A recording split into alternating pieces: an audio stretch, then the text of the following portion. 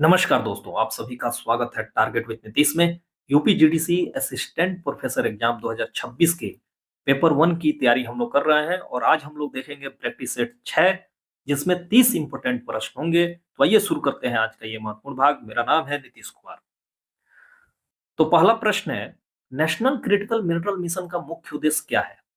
Option A है पारंपरिक खनन को बढ़ावा देना, ऑप्शन बी है महत्वपूर्ण खनिजों की आपूर्ति सुनिश्चित करना, ऑप्शन सी है कृषि सुधार और ऑप्शन डी है जल संरक्षण। तो इसका जो महत्वपूर्ण उत्तर होगा, सबसे पहले आपको जानना होगा कि क्रिटिकल मिनरल के अंतर्गत कौन-कौन से आते हैं। तो जो क्रिटिकल मिनरल हैं, वो 30 उनकी संख्या बनाई गई है भारत सरकार के द्वारा, जिसमें शामिल है antimony, bismuth, cobalt, copper, cadmium, titanium, lithium, silicon. इस तरह के जो भी इंपोर्टेंट हैं, जो ईवी में प्रयोग किए जा सकते हैं, भविष्य के जो भी टेक्नोलॉजिकल विकास हो रहा है, जिसमें डिफेंस में आप जो है टेक्नोलॉजी में आगे बढ़े हैं, ड्रोन टेक्नोलॉजी में आगे बढ़े हैं, इलेक्ट्रिक व्हीकल जो है आप सड़क पे ला दें।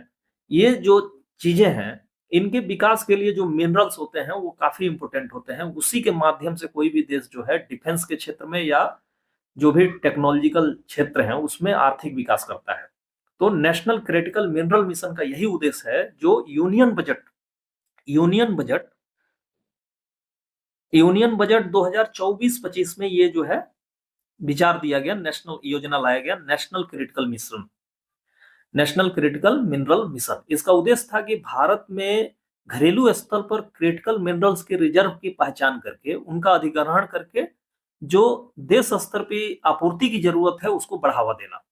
साथ ही साथ भारत के जो पीएसयू हैं, यानी कि पब्लिक सेक्टर अंडरटेकिंग और प्राइवेट सेक्टर कंपनी, उनको विदेशों से क्रिटिकल मिनरल को अधिग्रहण करने हेतु प्रोत्साहित करना इसका उद्देश्य है, नेशनल क्रिटिकल मिनरल मिशन। तो ये जो 30 क्रिटिकल मिनरल मिशन है उनको जो है इसके माध्यम से बढ़ावा दिया जा रहा है। तो राइट आंसर हो जाएगा B. National critical mineral mission का मुख्य उद्देश्य क्या है? महत्वपूर्ण खनिजों की आपूर्ति सुरक्षा सुनिश्चित करना। आगे बढ़ते हैं। अगला प्रश्न है, भारतीय संविधान का कौन सा अनुच्छेद निर्वाचन आयोग से संबंधित है? तो ऑप्शन ए है 280, ऑप्शन बी है अनुच्छेद 324, ऑप्शन सी है अनुच्छेद 368 और ऑप्शन डी है अनुच्छेद 356। तो आप जानते हैं कि जो आर्टिकल 280 है ये वित्त आयोग से संबंधित है। किससे संबंधित है? वित्त आयोग से। वित्त आयोग से संबंधित है। वित्त आयोग। आर्टिकल 280 किससे संबंधित है? वित्त आयोग से संबंधित है। आर्टिकल 280 फाइनेंस कमीशन जिसको बोलते हैं उससे संबंधित है। फाइनेंस कमीशन, फाइनेंस कमीशन यानी कि वित्त आयोग। ठीक है। इसी तरह जो आर्टिकल 324 है ये निर्वाचन आयोग से संबंधित है और ये जो है संविधान संशोधन से संबंधित है। संविधान संशोधन से संबंधित है। संविधान संशोधन से संबंधित है। इसी तरह आर्टिकल 356 है। आर्टिकल 356 आप जानते हैं कि राष्ट्रपति शासन से संबंधित है। राइट आंसर हो जाएगा बी, अनुच्छेद 324। एक प्रश्न आपसे मैं पूछ रहा हूं कि बताइए कौन सा आर्टिकल है जो किसी भी नागरिक को धर्म, जाति आदि के आधार पर मतदाता सूची से बाहर नहीं करने की अनुमति देता है। यानी कि उस आर्टिकल के तहत आप जो है नहीं कर सकते किसी भी नागरिक को धर्म, जाति आधार पर मतदाता सूची से बाहर। तो ये आर्टिकल है आर्टिकल 325। ये भी याद होना चाहिए। 325 क्या है कि ये सभी को जो है मतदाता सूची में बिना किसी जातिगत धार्मिक भेदभाव के सभी नागरिकों को मतदाता सूची में जुड़ने का अधिकार देता है। और आर्टिकल 326 भी है जो बहुत महत्वपूर्ण हो जाता है। आर्टिकल 326, आर्टिकल 326, आर्टिकल 326 में क्या है? वयस्क मताधिकार का प्रावधान है। वयस्क मताधिकार, वयस्क मताधिकार। तो ये आपको मैंने दो आर्टिकल बताया। एक आर्टिकल बताया आर्टिकल 325 जिसमें जो है किसी भी नागरिक को धर्म, जाति आधार के आधार पर मतदाता सूची से बाहर नहीं किया जा सकता। और आर्टिकल 326 है जो वयस्क मताधिकार का अधिकार देता है और ये राज्य विधानसभा और लोकसभा के लिए लागू होता है। अगला प्रश्न है, ब्लू इकोनॉमी 2 पहल किससे संबंधित है? ऑप्शन ए है स्थलीय संसाधन, ऑप्शन बी है समुद्री संसाधनों का सतत उपयोग, ऑप्शन सी है अंतरिक्ष अनुसंधान और ऑप्शन डी है कृषि निर्यात। तो ब्लू इकोनॉमी सबसे पहले आपको मालूम होना चाहिए किसे कहते हैं। तो ब्लू इकोनॉमी का मतलब होता है कि जो भी सागरीय संसाधन है, यानी कि सागर में स्थित संसाधन है, जैसे मछली हो गई, विभिन्न प्रकार के खनिज हो गए वहां पे जो अवेलेबल हैं, तेल हैं, ये जो भी जीविका सुधार और रोजगार सृजन में उपयोगी हैं, उनको सागरीय संसाधन बोलते हैं। ठीक है, जो मानव के लिए उपयोगी हो सकता है।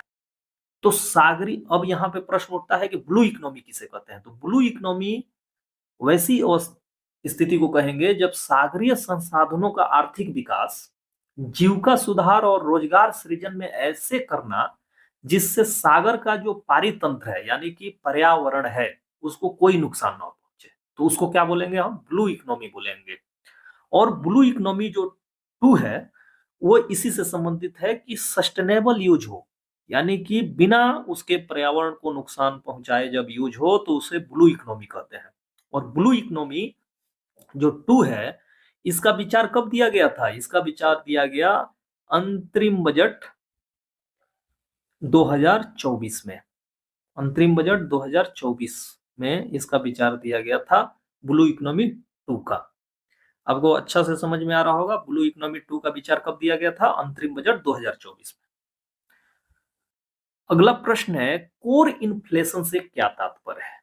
कोर इन्फ्लेशन से क्या तात्पर्य है? तो इसका ऑप्शन ए है केवल सेवाएं, ऑप्शन बी है खाद्य एवं ईंधन, ऑप्शन सी है निर्यात और ऑप्शन डी है आयकर। तो कोर इन्फ्लेशन से तात्पर्य है खाद्य एवं ईंधन। खाद्य एवं ईंधन राइट आंसर हो जाएगा।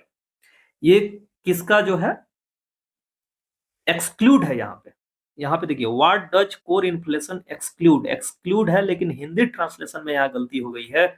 किसको बाहर करता है? कोर इन्फ्लेशन में किसको बाहर रखा जाता है? तो खाद्य एवं ईंधन को जो है बाहर रखा जाता है और जितने भी सेवाएं हैं इसमें आती हैं। तो ये किस प्रकार का इन्फ्लेशन है? तो सबसे पहले आपको बता दें कंज्यूमर प्राइस इंडेक्स होता है, consumer price index, consumer price index. तो जो इसको सिंपल भाषा में सीपीआई बोलते हैं। ये जो है महंगाई को मापने का एक तरीका है। इसमें से जब ये मापा जाता है तो इसमें से हम फूड और एनर्जी की जो कीमत होती है उसको बाहर रखते हैं। ठीक है, उसको इसमें शामिल नहीं करते हैं। तो इसका प्रश्न यही था what does core inflation exclude, यानी कि कोर इन्फ्लेशन से क्या बाहर होता है? तो खाद्य एवं ईंधन को इसमें शामिल नहीं किया जाता है कंज्यूमर प्राइस इंडेक्स में। तो राइट आंसर हो जाएगा खाद्य एवं ईंधन। ऑप्शन क्वेश्चन नंबर 5 है कोऑपरेटिव फेडरलिज्म का संबंध किससे है?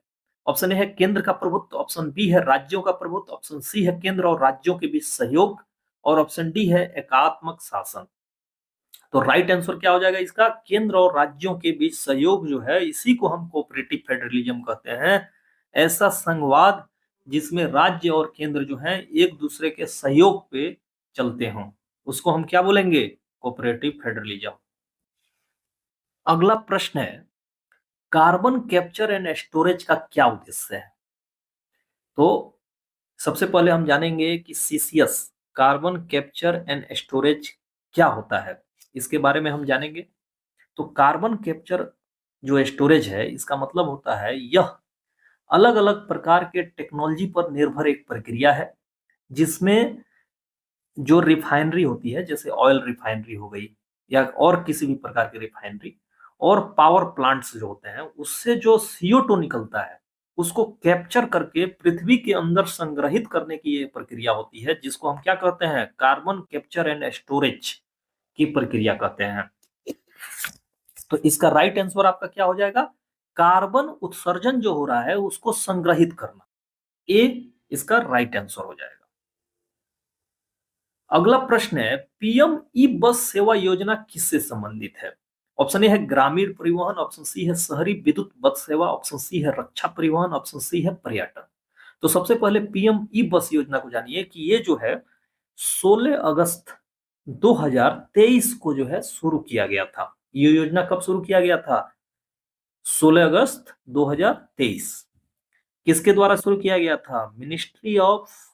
Housing ministry of housing and urban affairs के द्वारा, अर्बन अफेयर्स के द्वारा शुरू किया गया था। इसमें जो है 10,000 इलेक्ट्रिक बसें जो है चलाई गई थी।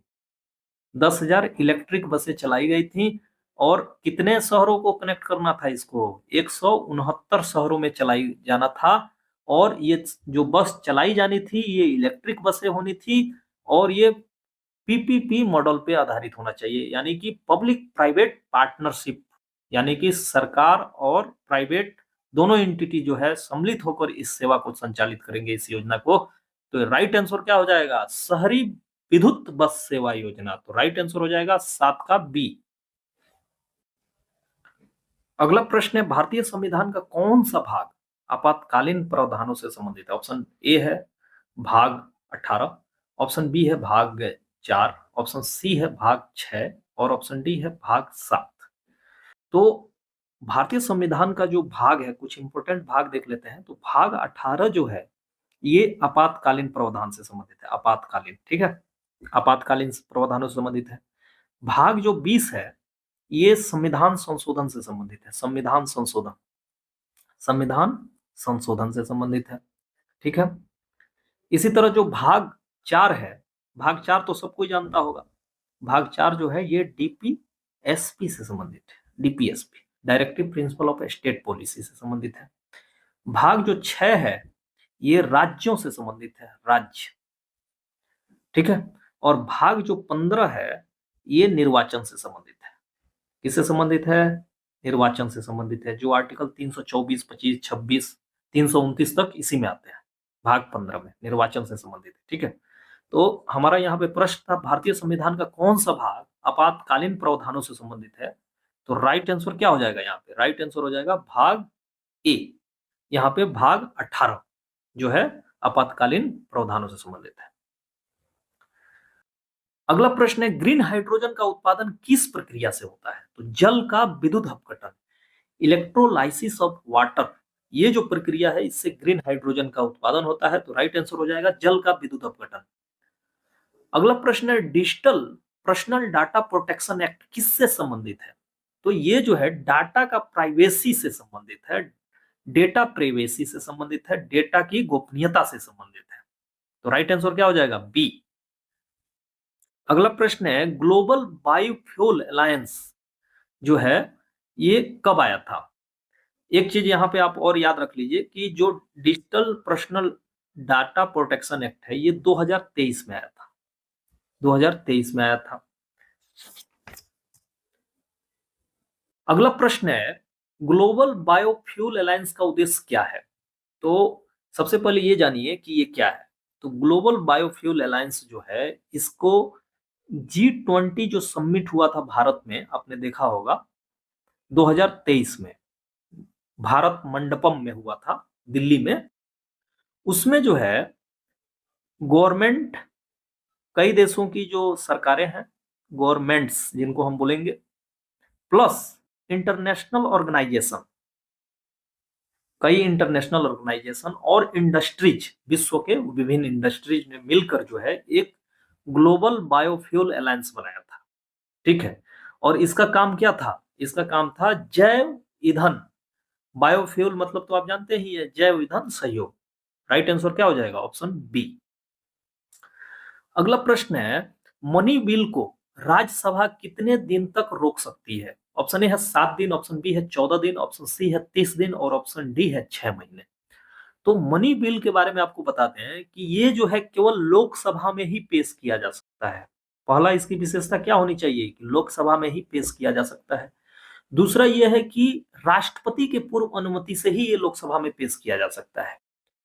और ये चूंकि सरकारी बिल कहा जाता है तो इसे सिर्फ मंत्री पेश कर सकता है, सिर्फ मंत्री पेश कर सकता है। और इस बिल को जब लोकसभा से पास करके राज्यसभा में भेजा जाएगा तो राज्यसभा केवल सुझाव दे सकता है, अमेंड व रिजेक्ट नहीं कर सकता। और 14 दिन के अंदर वापस उसको करना होता है। अगर वह 14 दिन के अंदर वापस नहीं किया तो लोकसभा वो सुझाव जो है ऐसा जो है मान लिया जाता है कि वो पास हो जाता है ऑटोमेटिक, ठीक है। और जो भी सुझाव राज्यसभा के द्वारा दिया जाता है वो लोकसभा मानने के लिए बाध्य नहीं है, वो माने या न माने ये लोकसभा का दायित्व है। तो एक तरह से आप कह सकते हैं कि मनी बिल के संदर्भ में राज्यसभा जो है मात्र 14 दिन तक रोक सकता है उस बिल को, ठीक है। तो राइट आंसर हो जाएगा बी। क्वेश्चन नंबर 13 है, अर्बन फ्लडिंग का मुख्य कारण क्या है? तो वनों की वृद्धि तो होगा नहीं, खराब जल निकासी प्रणाली, हिमनद पिघलना, रेगिस्तानीकरण। तो राइट आंसर हो जाएगा खराब जल निकासी प्रणाली। अब जानते हैं कि भारत के जो शहर हैं, आप जानते हैं कि भारत के जो शहर हैं वो ऑर्गेनाइज्ड तरीके से नहीं बसाए गए। वो जो है बिल्डिंग के ऊपर बिल्डिंग बनाए जा रहे हैं, उनको जल निकासी से कोई मतलब नहीं है। तो इसके कारण जो है अर्बन फ्लडिंग जो है मुख्य कारण हो गया है भारतीय शहरों में या विश्व के जो भी अनऑर्गेनाइज शहर हैं उसमें ये निकासी का जो है प्रॉब्लम है। तो राइट आंसर हो जाएगा बी नंबर। अगला प्रश्न है, आईएनएस विक्रांत किस प्रकार का पोत है? ऑप्शन ए है पनडुब्बी, ऑप्शन बी है विध्वंसक, ऑप्शन सी है विमान वाहक पोत और ऑप्शन डी है फ्रिगेट। तो आईएनएस विक्रांत जो है ये एयरक्राफ्ट कैरियर है, यानी कि इस पे जो है 30 लड़ाकू विमान खड़े हो सकते हैं और वो युद्ध में भाग ले सकते हैं। तो एयरक्राफ्ट कैरियर है, यानी कि जो भी लड़ाकू विमान है उनको ढोने का काम आता है, ये नेवी के लिए उपयोगी है ये। और सबसे पहले आपको एक चीज और बता दें कि जो आईएनएस विक्रांत है ये भारत का पहला फर्स्ट स्वदेशी निर्मित स्वदेशी रूप से तैयार किया गया एयरक्राफ्ट है, जो 2 सितंबर 2022 को जो है भारत की नेवी में शामिल किया गया था। और ये 30 एयरक्राफ्ट को अपने ऊपर रख सकता है और यह 5000 घरों के लिए जरूरी बिजली के बराबर उत्पादन का क्षमता रखता है। 5000 घरों के लिए जरूरी बिजली के बराबर विद्युत उत्पादन का क्षमता रखता है। और वर्तमान में भारत के पास 2 विमान वाहक पोत हैं, यानी कि एयरक्राफ्ट कैरियर है। पहला है आईएनएस विक्रमादित्य, आईएनएस विक्रमादित्य, और सेकंड है आईएनएस विक्रांत। 2 है, ये भी आपको याद होना चाहिए। राइट आंसर हो जाएगा सी नंबर। सबसे पहले आप जान जाइए कि लाइफ का फुल फॉर्म क्या है। तो लाइफ का फुल फॉर्म है life style for the environment, life style for the environment. और ये जो है इसकी शुरुआत कॉप 26 जो ग्लासको में हुआ था, ग्लासको 2021 में, उसमें जो है पीएम मोदी ने जो है अपने भाषण में इसकी शुरुआत की थी, लाइफ मोमेंट की बात की थी पीएम मोदी ने। और इसका मुख्य उद्देश्य जो है लाइफ मोमेंट का मतलब हुआ कि पर्यावरण के अनुसार जीवन शैली अपना होना चाहिए, जो पर्यावरण को नुकसान न पहुंचाए। तो इसका राइट आंसर हो जाएगा पर्यावरण अनुकूल जीवन शैली, राइट आंसर। अगला प्रश्न है, संविधान की 10वीं अनुसूची किससे संबंधित है? ऑप्शन ए है दल बदल विरोधी कानून, ऑप्शन बी है भाषाएं, ऑप्शन सी है आपातकाल और ऑप्शन डी है पंचायत। तो आप जानते हैं कि दल बदल जो संबंधित कानून है संविधान की 10वीं अनुसूची, वो एंटी डिफेक्शन लॉ से संबंधित है। और एंटी डिफेक्शन जो लॉ है ये 52nd कॉन्स्टिट्यूशनल अमेंडमेंट एक्ट 1985 के माध्यम से लाया गया था। और इसमें जो संशोधन है वो 91st अमेंडमेंट एक्ट 2003 के द्वारा लाया गया, 2003 के द्वारा लाया गया था, जिसमें कहा गया कि 2/3 अगर सदस्य जो है किसी पार्टी में मान लेते हैं तभी उसको माना जाएगा मर्जर होगा और एंटी डिफेक्शन लागू नहीं होगा। और साथ ही साथ इसमें यह भी कहा गया कि स्पीकर और चेयरमैन का जो डिसीजन है वह जुडिशियल रिव्यू के अंतर्गत आएगा। कब कहा गया? ये 91वां संविधान संशोधन 2003 के माध्यम से कहा गया कि स्पीकर और चेयरमैन का जो डिसीजन है वो जुडिशियल रिव्यू के अंतर्गत आएगा। तो राइट आंसर क्या हो जाएगा? ए नंबर। अगला प्रश्न है, रेयर अर्थ एलिमेंट्स का उपयोग मुख्यतः कहां होता है? ऑप्शन ए है उच्च तकनीकी उपकरण, ऑप्शन बी है परंपरागत खेती, ऑप्शन सी है चीनी उद्योग, ऑप्शन डी है वस्त्र उद्योग। तो राइट आंसर हो जाएगा उच्च तकनीकी उपकरण में रेयर अर्थ एलिमेंट्स का उपयोग होता है।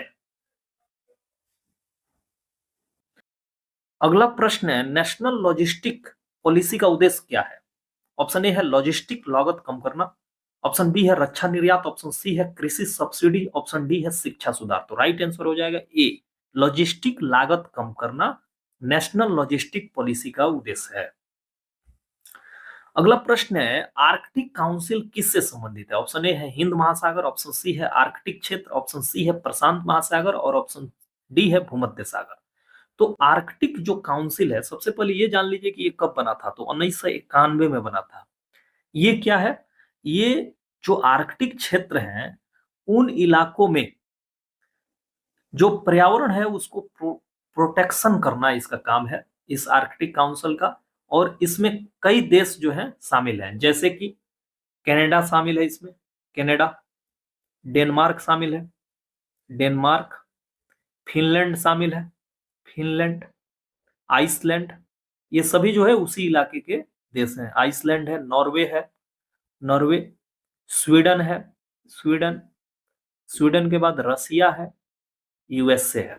ये जो है आर्कटिक क्षेत्र के देश हैं जो पर्यावरण उस क्षेत्र का संरक्षित करने के लिए जो है एक आर्कटिक काउंसिल बना के रखे हुए हैं और उसमें कोऑपरेशन पे बात करते हैं।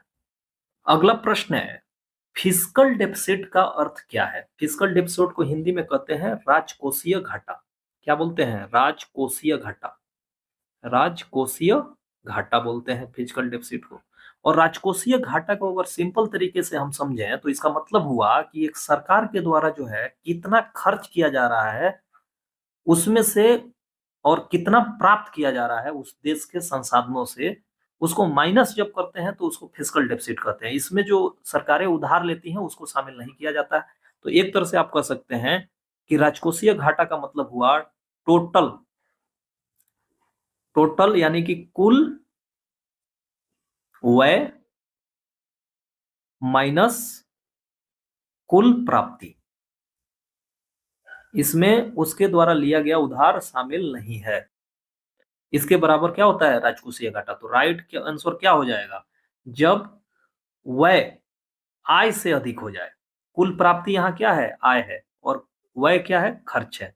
तो जब व्यय आय से अधिक हो जाता है तो उसी को फिस्कल डेफिसिट कहते हैं। तो राइट आंसर हो जाएगा बी। अगला प्रश्न है, डीप ओशन मिशन का उद्देश्य क्या है? ऑप्शन ए है समुद्री संसाधनों का अन्वेषण, ऑप्शन बी है कृषि सुधार, ऑप्शन सी है रक्षा अभ्यास, और ऑप्शन डी है पर्यटन। तो डीप ओशन मिशन का जो उद्देश्य है वह है समुद्री संसाधनों का अन्वेषण करना, जो है ये डीप ओशन मिशन का उद्देश्य है। तो राइट आंसर क्या हो जाएगा इसका? समुद्री संसाधनों का अन्वेषण, यानी कि जो भी महासागर में संसाधन है उनकी खोज करना, यही है डीप ओशन मिशन का उद्देश्य। राइट आंसर हो जाएगा इसका। अगला प्रश्न है, भारतीय संविधान में नागरिकता किस भाग में है? तो भारतीय संविधान में नागरिकता जो है भाग 2 में है, और भाग 1 में क्या है? संघ और उसके राज्य क्षेत्र जो है भाग 1 में है। भाग 3 में फंडामेंटल राइट्स है, और भाग 4 में जो है आप जानते हैं डीपीएसपी है। अगला प्रश्न है, हाइड्रोजन फ्यूल सेल किस प्रकार की ऊर्जा है? हाइड्रोजन फ्यूल सेल किस प्रकार की ऊर्जा है? तो आप जानते हैं कि जो हाइड्रोजन फ्यूल सेल होता है ये एक प्रकार की विद्युत ऊर्जा है, और सबसे पहले जर्मनी ने जो है हाइड्रोजन से संचालित ट्रेन चलाया था। तो हाइड्रोजन से संचालित ट्रेन किसने चलाया? जर्मनी ने चलाया था। अगला प्रश्न है, प्रेसिडेंट रूल किस अनुच्छेद के तहत लागू होता है? तो आप जानते हैं कि आर्टिकल 356 के तहत प्रेसिडेंट रूल लागू होता है, और आर्टिकल 352 के तहत जो है नेशनल इमरजेंसी लागू होती है। नेशनल इमरजेंसी, राष्ट्रीय आपातकाल, राष्ट्रीय आपातकाल जो है ये आपको लागू होती है 352 युद्ध, बाह्य आक्रमण और सशस्त्र विद्रोह के आधार पे। और आर्टिकल 360 के आधार पे जो है वित्तीय आपातकाल लागू होते हैं। और आर्टिकल 370 जो अब खत्म किया जा चुका है, इसके तहत जम्मू कश्मीर को विशेष राज्य का दर्जा मिला था। तो राइट आंसर क्या हो जाएगा? आर्टिकल 356 प्रेसिडेंट रूल से संबंधित है। ऑप्शन बी है कार्बन मार्केट किससे संबंधित है? तो कार्बन मार्केट का मतलब हुआ कि ये जो है एक इनिशिएटिव है ग्रीन हाउस गैस को इमिशन करने के लिए। जो जितना ग्रीन हाउस गैस इमिट करेगा उसको उतना चार्ज लगाया जाएगा। तो एक तरह से आप कह सकते हैं उत्सर्जन व्यापार है, ये इमिशन ट्रेडिंग है। तो राइट आंसर हो जाएगा बी। क्वेश्चन नंबर 26 है, मौलिक कर्तव्य किस संशोधन द्वारा जोड़ा गया था? तो मौलिक कर्तव्य के बारे में जानते हैं कि सरदार स्वर्ण सिंह समिति, सरदार स्वर्ण सिंह समिति ने इसको जो है सिफारिश किया था।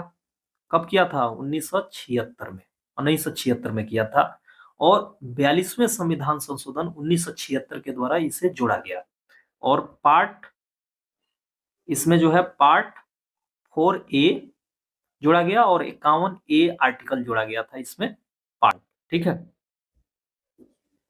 पार्ट पार्ट 4A जोड़ा गया 51 आर्टिकल। और अभी वर्तमान में कितने फंडामेंटल ड्यूटीज हैं? 11 फंडामेंटल ड्यूटीज हैं। 11वां जो फंडामेंटल ड्यूटीज है वो 86वां संविधान संशोधन 2002 के माध्यम से जोड़ा गया। तो राइट आंसर हो जाएगा बी।